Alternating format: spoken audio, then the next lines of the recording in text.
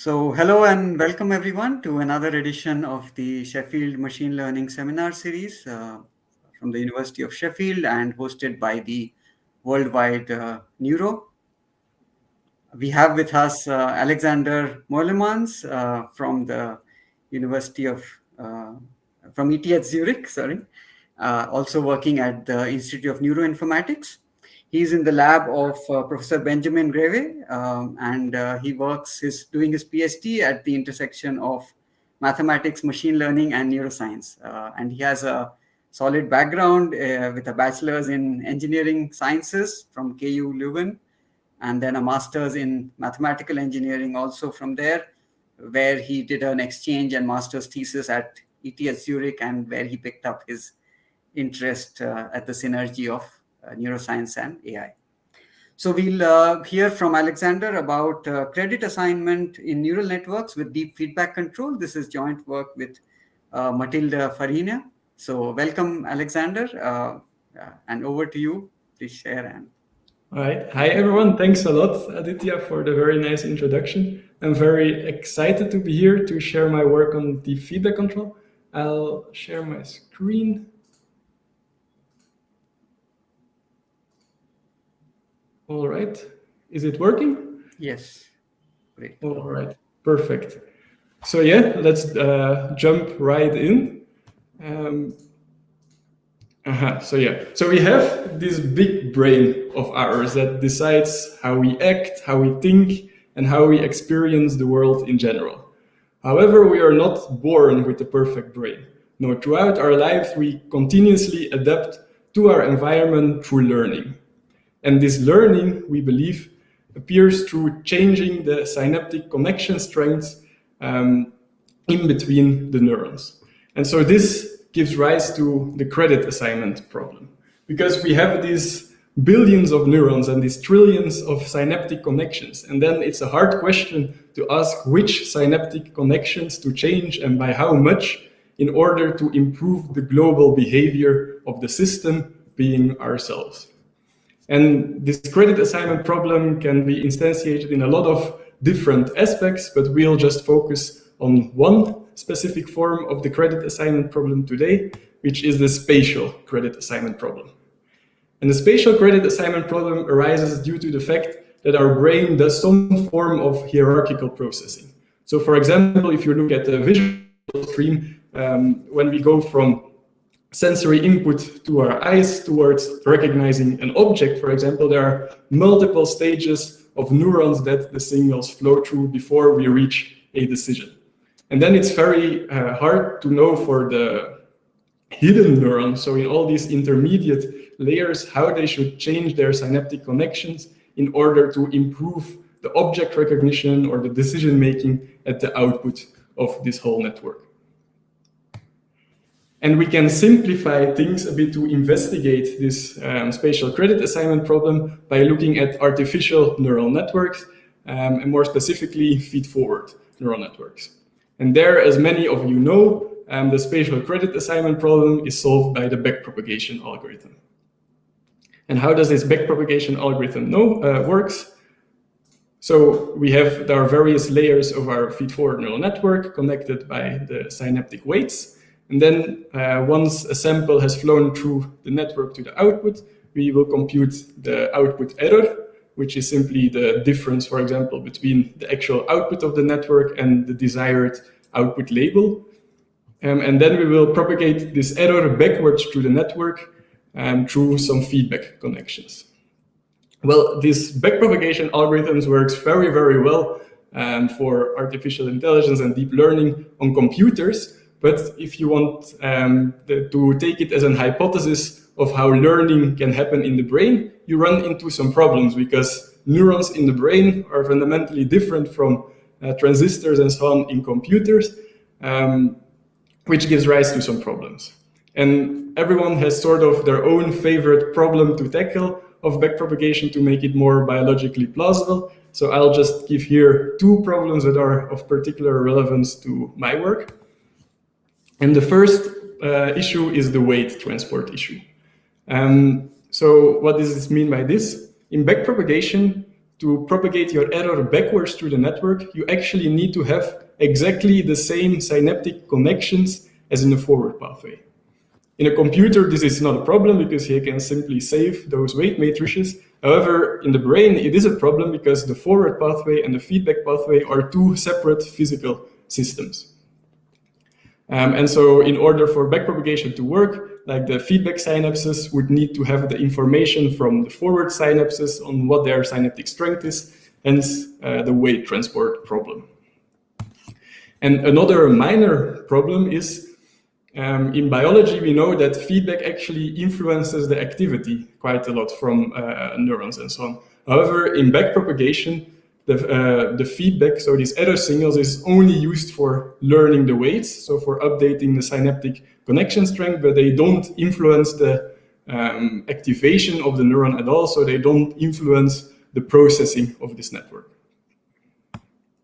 Now, over the years, there were numerous researchers which came up with some solutions to some of the problems of backpropagation. And there are many solutions out there, but I'm just going to focus on two important classes for our work. Again, and so the first one is the error-based credit assignment methods, which actually just takes exactly the same structure as backpropagation, but it wants to get rid of the weight transport problem. So what it does is, instead of having here exactly the same weights as in the feed-forward pathway, which was biologically implausible, you're just going to replace it by an independent set of feedback weights. And then you want to encourage in some way or another that these feedback weights will start aligning with the transpose of the forward weights such that you approximate the backpropagation algorithm.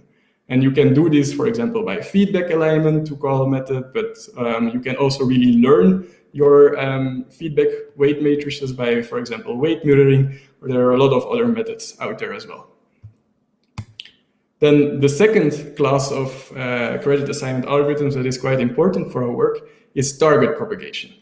And in here, instead of sending errors backward through your network for credit assignment, what you're going to do is you're going to compute an output target. For example, you can take it to be equal to the label of your data sample.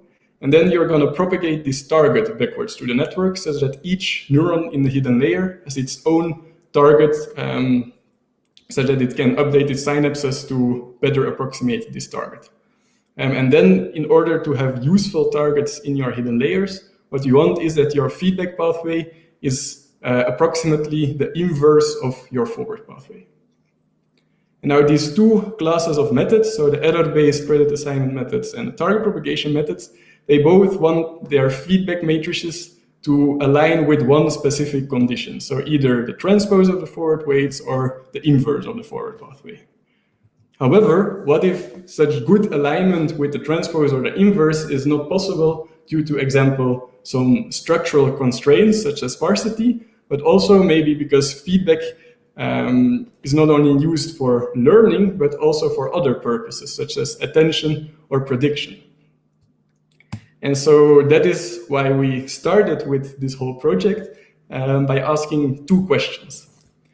So the first question we asked is whether it's possible to have principled credit assignment without the need for this strict alignment between your feedback weights and the feed-forward pathway. And then the second question we ask is whether we can use feedback not only to learn the synaptic strengths, but also to change the neural activations, to be more close to what's actually happening in biology.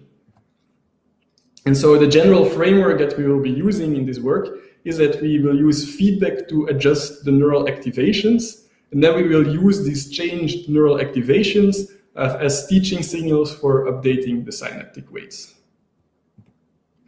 All right, so after this general motivation of the whole project, what I will be talking about today is our deep feedback control method, which is a new method we introduced to train deep neural networks.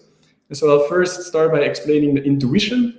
And then in the second part, I'll dive a bit deeper into theoretical analysis of DFC, so what it's actually theoretically doing. Then in the third part, I'll talk a bit on how we can train the feedback weights to improve the performance of DFC. And then in the last part, I will finally show that it also actually works in practice, which is quite important. All right, so let's start with the intuition on deep feedback control. So as I mentioned before, like the usual approach for credit assignment in feed-forward deep neural networks is to use the error only for synaptic plasticity. So you will send an error backwards, and then each neuron can use this error to update its synaptic connection strengths. However, inspired by some recent work by Aditya Gilra and then also of Alemi et al. In the lab of Sophie Deneve and Jean-Jacques Slotin, we will use actually a control approach. And so now we will not just use an error for updating the weights, but actually we will model our network as a continuous dynamical system, and we will use the error to adjust the neural activations. And by changing these neural activations, what we want is that the error drives the network towards a desired output target. So for example, the label of your network. And how do we make our network a continuous dynamical system? Well, we can actually do a very simple trick by introducing some leaky dynamics. The V in here is the pre-nonlinearity activation of the neuron. And then the W is just your feed-forward synaptic connections. Your phi is the nonlinearity of your neuron. And then we have just this simple leaky dynamics, which at equilibrium, you'll see in here just collapses to a standard feed-forward neural network. But then instead of just using the error to change the neural activations, what we can do is actually lean on like the rich theory of control theory, and we can introduce a controller. And so this controller will produce a control signal in here, which is then fed through feedback weights to all the neurons in the network. And this will drive your network towards then a desired output, which is in here the RL star, which is can be, for example, the output label or something of your data sample. So what this controller will be doing is it measures the current output of the network. It will compare it with the desired target, and then based on this, it will develop a control signal that is then fed back to the neurons and so on to push the network closer to the desired output target. And then to incorporate this in the dynamics, we see in here that we just add like a very simple additive term representing your control signal multiplied with your feedback matrices. Then to provide a bit more details on which controller that we use, well, we use a proportional integral controller, which consists of two terms. So first of all, it will compute the error, the control error, which is the difference between your output target and then the output of your network. And then you have your two components. So in the first one in here, you will integrate your error over previous time steps. And then the other component is the proportional component, which just multiplies your error with a constant. Then you will add these two, and then you will get your control signal. We used this controller because it gave the best results, but actually it's also compatible with just purely integral control or just purely proportional control, and probably also some other controllers, but I didn't check that. And so then, yeah, you have in here then the dynamics of the controller, which is just, as I said, a sum of your integral part and your proportional part. And the integral part is, again, a leaky integration of your error.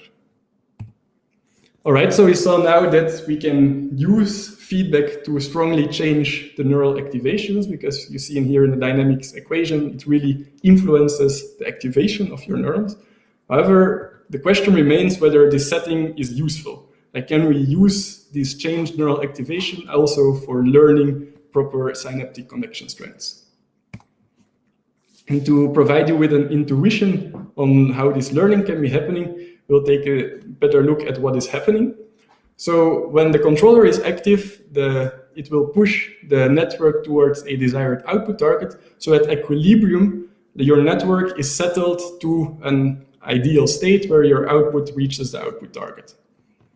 And so then, of course, also your hidden neurons in your network are changed at equilibrium. And so these new equilibrium values, they can serve a bit as hidden targets. And so in the same intuition as target propagation, you can use the difference between like the hidden targets at equilibrium and your initial feed-forward activations as a teaching signal that says, like, I want you to change in this direction because if you are in this new setting, then your output is correct. However, we can actually do better and make the learning fully local in time if we introduce a multi-compartment neuron. So instead of modeling the neuron just as a point neuron, so with only one value, we will split it into 3 different compartments, which was heavily inspired by cortical pyramidal neurons. And so in the first feed-forward compartment, we'll just have this just comprises the feed-forward input of your neuron. And you have a feedback compartment which comprises the feedback input to your neuron. And then you have your central compartment which integrates the feed-forward and the feedback compartments with exactly the same dynamical equations as we saw before. And this then corresponds to some recent models of the cortical pyramidal neuron, where we have the basal dendritic compartment corresponding to the feed-forward compartment, the apical dendritic compartment corresponding to the feedback compartment, and then the soma compartment corresponding to the central compartment. And so then what we end up with is actually a very simple delta rule for our plasticity of the feed-forward weights, where we simply take the difference between the central compartment in here and the feed-forward compartment there, and we multiply it by the pre-synaptic activations of your neuron. And if you compare it with like the backpropagation update, you actually see that it has a very similar structure, but instead of in here explicitly propagating errors through your network that are then used for credit assignment, we have this controller that changes the activations of your neurons, and then we have like this local difference that we can use as a proxy for an error. All right, so in summary for part 1, what have we seen so far is that deep feedback control uses a feedback controller to push the network towards a desired output target.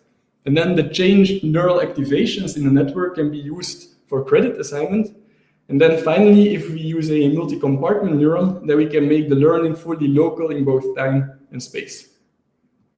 Are there so far already some questions for clarity and so on? Like general questions we can postpone till the end, but if there is something that needs clarification, be sure to interrupt me.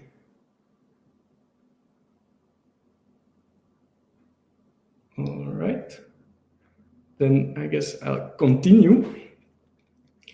So the next thing that we'll tackle is a bit more a theoretical analysis of deep feedback control. And what are we interested in is actually whether DFC performs principled credit assignment. So we want to link it to an established mathematical optimization method. And then also we want to see under which conditions this DFC is stable. And so the good news is that actually we linked deep feedback control to Gauss-Newton optimization.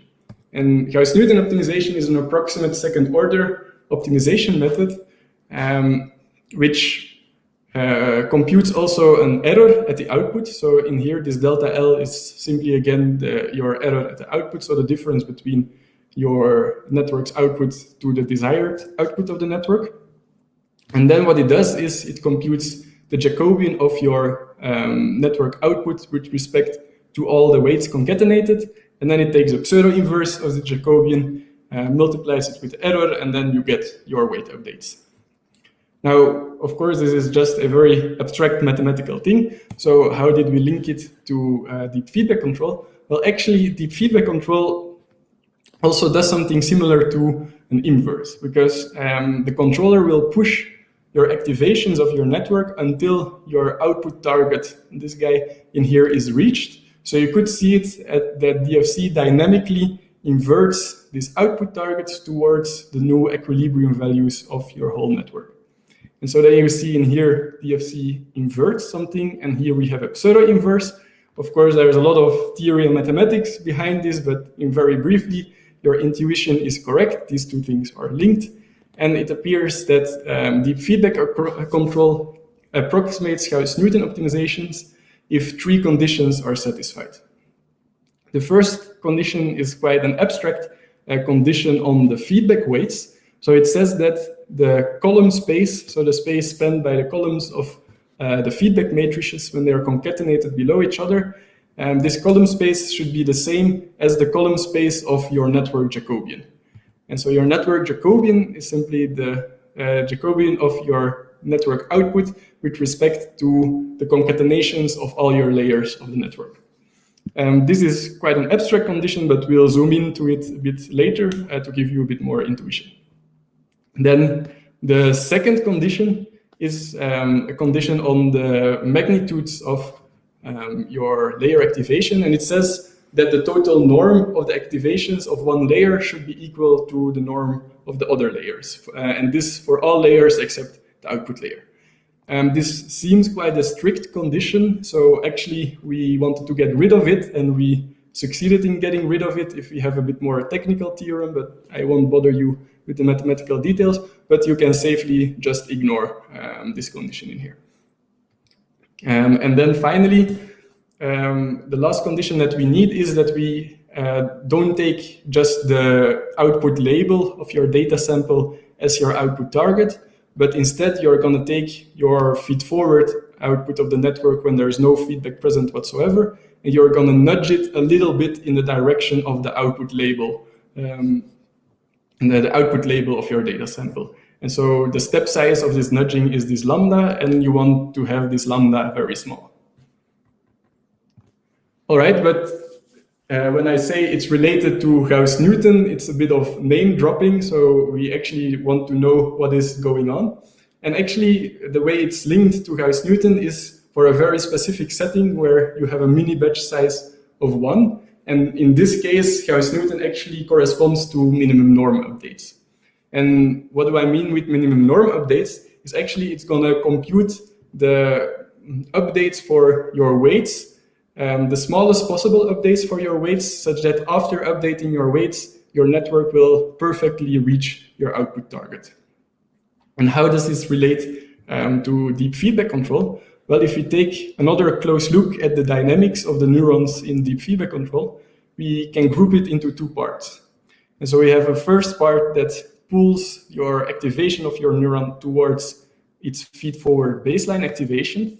And then we have a second term originating from the controller, which tries to push your neuron towards a setting for which the output of the network reaches the output target. However, there are actually many possible configurations of the network that would all result in the same output. Because, for example, imagine MNIST, where you have 10 output neurons and thousands of hidden neurons. You can imagine that there are a lot of possible configurations of your network that all have exactly the same output. So consequently, there are a lot of possible configurations of your network that will reach the correct desired output target in here. And then you might ask yourself, okay, but if there are so many possible configurations that all reach the output target, like which configuration should I choose? And then a logical step to take is to say, okay, I actually want to take the smallest step as possible. Like I want to have the smallest change in activation as possible, which still results in reaching exactly the desired output target. And so that is exactly what we want to do. However, your controller cannot independently influence each activity of your neuron. No, because your controller is actually quite low dimensional. It has the same dimension as your output of your network. And so all the layers of your network concatenated are, of course, much higher dimensional. And so then what's happening is that your feedback weights actually will transform your low dimensional control input towards the high dimensional network neurons. And what you want is that this transformation is excites the important modes of your network. And this is a lot of terminology, but this is actually exactly what this column space condition that I mentioned before is doing. It just defines that like the modes of excitation that your feedback matrix spans. So in which directions your controller can excite your network, push it towards other configurations that will reach your output target. This condition states that these modes need to correspond to the modes of the network, which is represented by your Jacobian,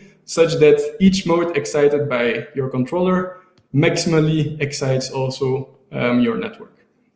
So it doesn't really matter if you understood all of this or not. I just tried to give you a bit of an intuition. If you're interested, also be sure to reach out to me and then I can provide some more details. The next thing that we need to investigate is, of course, the stability of deep feedback control, because you can say, it's all nice that it approximates Gauss-Newton and minimum norm updates. If it's not stable, if my network explodes, it's not going to do anything useful, right? So that's what we set out to investigate next. And if we make a couple of simplifications, so we can linearize our network around our feed-forward activations, and then we can assume a separation of timescales, where our network settles much faster towards this equilibrium than the controller is changing. Then we reach the simplified equation, which is a simple linear differential equation. And there it has local stability if your maximum eigenvalue of the product of your Jacobian with your feedback weights is smaller than a small leakage value. So this alpha is very close to 0. So you could just imagine here being a 0. All right, so this was quite a lot of mathematics and theory. So for those I have lost, no worries. Now, hopefully, you will be able to follow again a bit more. So what this all led to is actually these two conditions on the feedback weights, which need to be satisfied for doing optimally and stable credit assignment. And what is quite cool is that these conditions are actually quite flexible. And to visualize that a bit, we generated a lot of random feedback configurations that would satisfy these two conditions. And so we generated a lot of them. We did a principal component analysis on them to visualize it. And so in here, all the blue dots are just a feedback matrix configuration which satisfies these two conditions for a certain network. And to provide you a bit with an intuition on why this is so flexible, I also plotted the feedback configuration needed for backpropagation and its approximations, which is this one single red point in here. And so if you want to approximate backpropagation, there's only one feedback configuration that will lead to optimal credit assignment.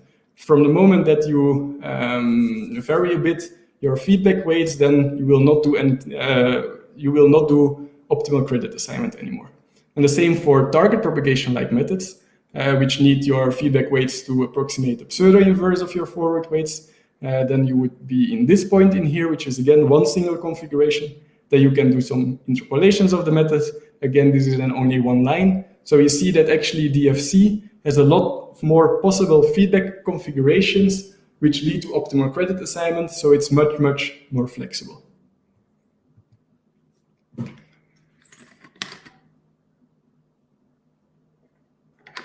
All right, so in summary of this second part, which was a bit more theoretical, we saw that DFC performs minimum norm updates when this column space condition is satisfied. We also saw that it is stable under quite flexible conditions. So in conclusion, we can say that DFC does principal credit assignment without the need for strict alignment. So you only have these two flexible conditions that are needed, not anymore this very strict alignment to one specific configuration. However, even though these conditions are flexible, they are not satisfied trivially. So we need to train the feedback weights to make sure that these conditions are satisfied. And so this is what we'll turn on to next. So the feedback learning rule that we'll end up using is a very simple anti-Hebbian learning rule. However, the theory behind it, why it works, is a bit more involved. So we'll start just with a very brute simplification where we ignore that we have a controller and we ignore that we have continuous dynamics, such that we just again have a normal feed-forward network, but now with direct feedback connections. And then, inspired by the weight mirror method, what we are going to do is we're going to perturb the activations of each layer by some random white noise, and then we are going to propagate all these activations forward through the network. Then at the output, we are going to compute the output error, and now as a target, we will just take the unperturbed network output. So then if we assume that your sigma is quite small, we can do a Taylor approximation, and we see that actually this output error is just the product of your network Jacobian with all the noise that you used for perturbing the layer activations. And so we see actually that there is some information of the network Jacobian inside this error, which is useful because the conditions that we had on the feedback matrices have to do with this Jacobian. So now what we need to do is find a useful learning rule that can extract this information about the Jacobian for training the feedback weights. And that can actually be done with a very simple anti-Hebbian update, where we take as postsynaptic signal just the noise, which was used for perturbing all the layers, and then as presynaptic signal your output error. And then we also use some small weight decay factor to prevent your weights from blowing up. And then if we look at the average update, we assume that we have white noise. And actually we see that the updates are aligned with your network Jacobian. And so if you keep on using this update for updating your feedback weights, your feedback weights will start aligning with the transpose of the Jacobian. And then we have this weight decay term to prevent your feedback weights from blowing up. All right, this was of course a very brute simplification, so I'll just now give a bit the argumentation of what changes when we have the controller and all the other things of DFC active, without really going into the details. So the first difference, of course, is that we have continuous dynamics. So if we want to add noise to a layer, we have to do it in dynamics, which then results in a stochastic differential equation. And then the two other differences are in the pre and post synaptic signals that we use. So as post-synaptic signal, we now use the feedback compartment voltage instead of the instantaneous noise. And so this compartment voltage integrates the noise a bit over previous time steps as well. And then as presynaptic plasticity signal, we use the control signal instead of the output error. And so then if you do the mathematics, which in spirit is exactly the same as we did before, but just a bit more involved because now we're having stochastic differential equations, then you actually see that now your feedback weights will start aligning with some damped pseudo-inverse of your Jacobian. This specific form is not very important. What is important though is that this specific configuration satisfies both the column space condition and the stability condition. All right, so what we saw with training the feedback weights is that if we use noise, we can gain information on the network Jacobian. And then if we use a simple anti-Hebbian learning rule, we can use this information about the Jacobian for training the feedback weights such that they align with the damped pseudo-inverse of the Jacobian. Importantly, this configuration satisfies the two conditions mentioned before. But also an important note is that this is only one of the possible feedback weight learning rules that are compatible with DFC, because now we approximate this damped pseudo-inverse, which is again one specific configuration. But as we saw before in this nice visualization, there are a lot of possible feedback configurations compatible with deep feedback control. So probably there are also a lot of other possible feedback weight learning rules out there that could be used. All right, so then the final part, we'll just investigate a bit whether this theory also holds in practice. And so for this, we did first some toy experiments and then later also some computer vision experiments. And so a first toy experiment that we did is just training a small feed-forward neural network on a synthetic data set. And then we try to track all sorts of conditions and alignments with the optimal theory and so on. And so we start with this column space condition. And on this plot, like if it's 1, it's perfectly satisfied. And if it's 0, it's not satisfied at all. And then we always investigated 3 different settings. So the first one is just deep feedback control, where the feedback weights are trained. So that's the solid lines. Then the dotted lines are deep feedback control, where we don't train the feedback weights. So we initialize them in a good configuration, but then we don't touch them anymore through our training. And then as a control, we also have direct feedback alignment, which just has fixed random matrices and doesn't use a controller or anything, but just sends the error directly for training the feedback weights. Training forward weights, sorry. And so, yeah, a long story short, we see actually that this column space condition stays approximately satisfied through our training if we update the feedback weights through our training. And this also leads to quite a good alignment of our weight updates with the theoretically optimal minimum norm updates. So in here, it's the angle in degrees. So you see that if we train the feedback weights, we are around 20 degrees, which is pretty good. Then a second condition that we investigated, one that we didn't focus on a lot during this talk, was this condition I mentioned in a slide on Gauss-Newton on the norm of the layer activations. And we actually don't enforce this condition at all, but we see that they're actually just satisfied quite well. So in here, a 0 would mean perfect satisfaction, and then a 1 or higher is not satisfied at all.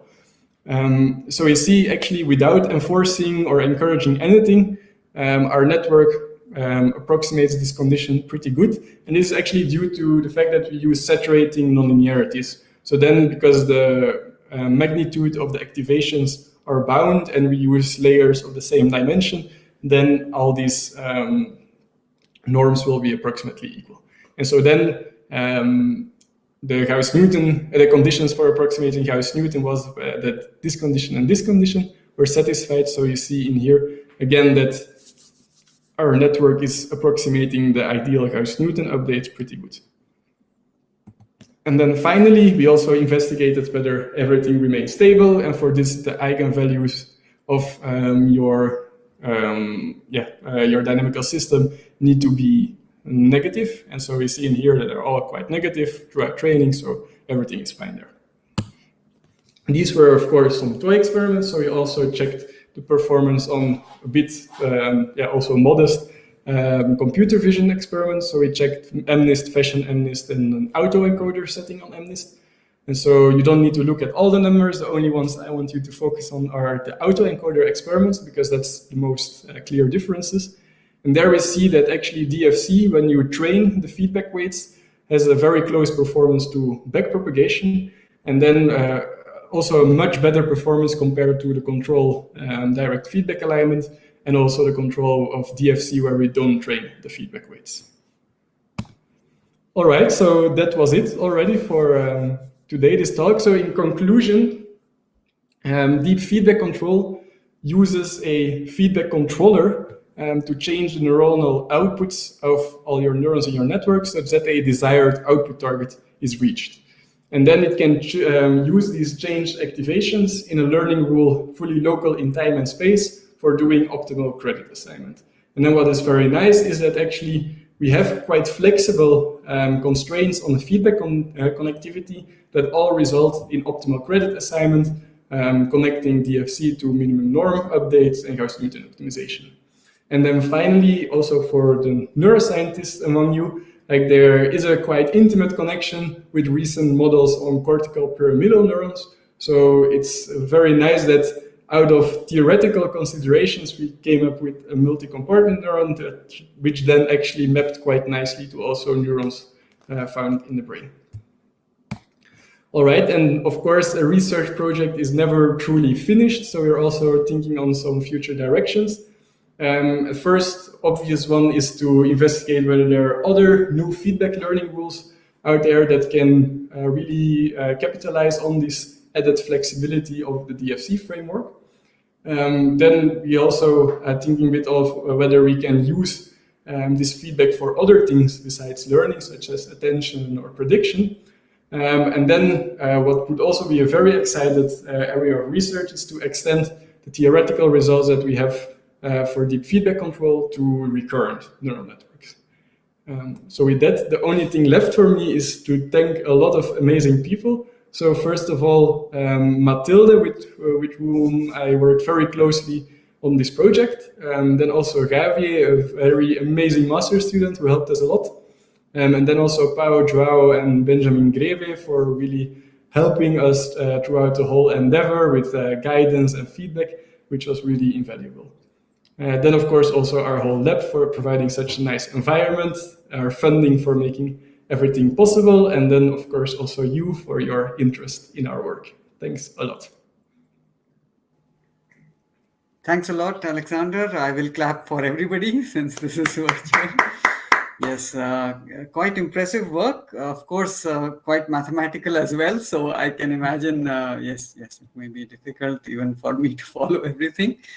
Let's see. Does anybody have a question? I can invite people on stage. We don't have any written question as yet, but if you have something, please put up your hand, type it, or I can invite you on stage and you can ask. And maybe while people are still writing up something, I can start with some questions. So we saw that compared to error backpropagation, which uses, the error is fed back to one layer and then that fed back error is then further fed back. Whereas for you, it's the output error which is then fed to the same with one weight matrix to every layer, right? Rather than feeding it in a cascade, you feed it more in a, I don't know how to call it, hierarchy, let's say. Yeah. So the question is, so then in this case, do you need to then train, would it be better to train each layer's weights at different rates or something? Or, what does this imply for the learning? Yeah, so in general, like we use the most simple instantiation of our deep feedback control framework in this paper and this work. So there, the most simple thing we could do was just direct linear feedback mappings to all the layers. But it's actually also compatible with a lot of other feedback configurations. So you could also do the layer-wise configurations, or you could, I don't know, have some multiple layers in here in between your feedback connections. You can do a lot of crazy stuff. But actually, why we did just simply the direct linear mappings is that this theory and so on would still go for, like if you would have layer-wise or other types of feedback connections, you would still need to have some sort of an equivalent of direct linear feedback connections, which you then need for a theory. But maybe it is possible to have different feedback connectivity schemes that actually lead to better approximation of these conditions, and so on. And then the second part of your question, indeed, like it, out of some very preliminary results, it can be quite useful for having separate learning rates for your various layers and so on, because the magnitude of your feedback can change quite dramatically depending on whether you're in the output layer, close to the output, or very down to the input layers. But we didn't really investigate this rigorously yet, so I cannot give you a definite answer on that, but we're investigating that. Yes, thanks, Alexander. We have with us Professor Eleni Vasilaki, who's the head of our machine learning group at the University of Sheffield. Yes, please, Eleni. Thanks for Aditya. Hi from Zurich. Actually, I'm at Uni right now. You may recognize the space. So my question is the following. You motivated very well your work because you started saying that backpropagation is non-biologically plausible, and then you ended up with this alternative algorithm where on the process you needed to hypothesize multi-compartmental neurons for locality, right? Which of course introduce some additional complexity versus the backpropagation. So I'm wondering, because we're all fascinated about the brain. We want to be, sometimes in our models, we want to be biologically realistic, but at the end, you are performing a little bit worse. You're comparing to deep learning and say, okay, I'm close to, I'm good. Can you speculate why would you expect to be better? Is it could it be under noise? Could it be under some more difficult problems? Where would you have an advantage? Because if we want to model the brain or get inspiration, it's because we expect to get something more out of it, right? Than what we have right now. That's the perfect question, because of course, how we investigate it now from quite theoretical perspective and then the simple computer vision task, and so on. Backpropagation is there already very good, like for training feed forward artificial neural networks. So we cannot really expect to improve performance there, but it's a very important question on, okay, for which applications could we improve then? Which applications could we improve on? And then like some very interesting connection with like the work of Aditya, actually, where he investigated like a similar approach of using control theory for training recurrent spiking neural networks. And so then on the one hand, like it's a very difficult question yet on how to train spiking neural networks, which Giacomo is probably sitting quite close to you. Like they are quite interesting in neuromorphic chips and so on that can do much more energy efficient deep learning and so on, but it's very hard to train these types of specialized hardware. So for these applications, it might be a fruitful direction to really see, okay, can we use now our method to improve maybe upon the approximations that they are doing for training spiking neural networks. And then the second very exciting direction for future work would be for investigating on recurrent neural networks, because there, like, it's much less straightforward that backpropagation through time is the ideal solution out there, because it has a lot of drawbacks from its own, like vanishing gradients and so on. And then actually this control approach might be quite natural because it already has continuous time dynamics, so it doesn't need to have these discretizations and so on. And because you're always pushing your network quite close to your output trajectory, it might actually be easier to do credit assignment because you don't have a buildup of errors over time originating if you don't have the perfect weights yet.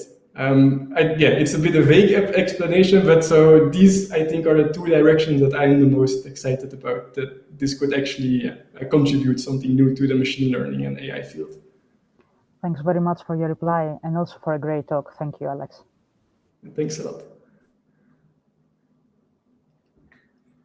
So Alex, just to push you further on this question, so do you think that, you said that it will be good for recurrent neural networks and for maybe spiking neural networks, but do you think then it will not compete with backprop for standard feed-forward ones? Or, for example, if you were to compare standard Gauss-Newton, compared to backprop, how would that compare and how does this compare?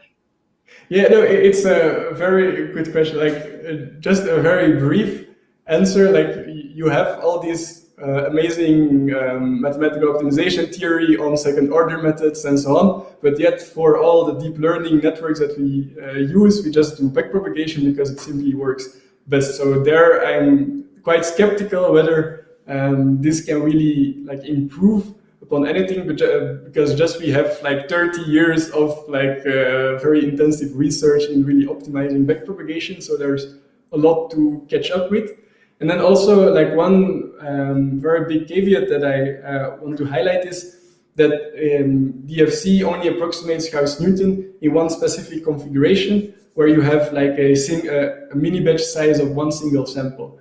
And so this connects it to this minimum norm optimization, which is quite different from the conventional interpretation of Gauss-Newton of like fitting a parabola towards your loss function and then going straight to the minima of this parabola. So also we're working now a bit on like really formalizing more this minimum norm intuition that I gave, but so it's unclear for me now whether this has really, what are the benefits and downsides of this minimum norm optimization regarding to backpropagation and so on. And so that's also why I'm looking a bit at recurrent neural networks and so on, because there I think this control approach has really substantial benefits. As I said, that in this control approach, you always push your network already to the correct output. So you don't have a buildup of errors through time, which make your credit assignment through time very problematic with backpropagation through time. So maybe there, like this control approach can really provide some benefits and so on. Yes, so I'm not sure. I don't see any more questions, so I will continue. While if somebody else has, they can answer. They can ask either in the ask question chat box or please come online. Yeah. So one question that is so some minor detailed questions which are what if like in biology output weights can be either only positive or negative, so excitatory or inhibitory neurons. If you were to constrain it, would this still work? Would everything go through or not? Yeah, to be honest, I haven't properly thought about that. But just on the fly, like if you just constrain your feed forward update rules to say like if it started positive, it can't go negative, and if it started negative, you can't go positive, then like you can always train your feedback weights to be compatible or approximately compatible with your feed forward pathway. Also, if you do the same constraints on your feedback weights, probably. So then I guess it's a matter of whether it's possible for your network to approximate the function you want to approximate if you constrain these weights to be either positive or negative. But I assume there won't be that big of a problem there. But then also like you add some extra complexity to your update rule saying like, okay, if you're already, if you started positive, you can't go negative. So then again, it's a question, is it worth adding this complexity or not? But yeah, at first sight, I don't see any fundamental problems with it. Okay. So another question, such similar small technical stuff, which is if you look at the your 3-compartment neuron. So if you look at the update rule there, yes. So here, if I were to look at it in terms of say the error current, so the error current would be the difference in voltage. It would be VI minus VIFF, whereas you have the nonlinearity there. So how would this be done biologically plausibly?